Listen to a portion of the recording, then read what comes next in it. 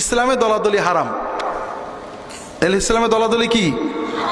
আল্লাহ কোরআনে বলেছেন ওয়াতাসিমু বিহাবলিল্লাহি জামিআন, তোমরা ঐক্যবদ্ধভাবে ইসলামের রজ্জু ধারণ করো, ওয়ালা তাফাররাকু, দলাদলি করো না।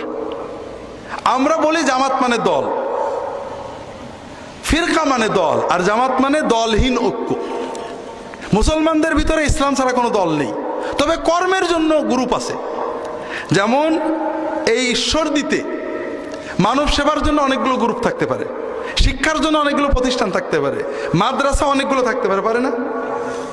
কিন্তু কোনো মাদ্রাসা বলে করে ওই পাকশির মাদ্রাসার আমরা আলাদা দল, ওরা একটা দল, আমরা একটা দল, আমাদের ছাত্র ওদের কাছে যাবে না, ওদের ছাত্র আমাদের কাছে যাবে না, ওদের সালাম দেবো না, তাহলে কি ভালো হবে নাকি? সবাই তালবে ইলম, কেউ এই মাদ্রাসা বেশি পছন্দ করে, কেউ ওইটা করে, কেউ। এই জন্য মুসলমানের দল একটাই, সেই দলের নাম হলো ইসলাম। আর এটা হলো অন্তরের ইবাদত। কর্ম করবেন, যে যার সাথে ভালো কর্ম করবেন, কিন্তু অন্তর দিয়ে বিশ্বাস করবেন সকল মুসলমান আমরা এক দল।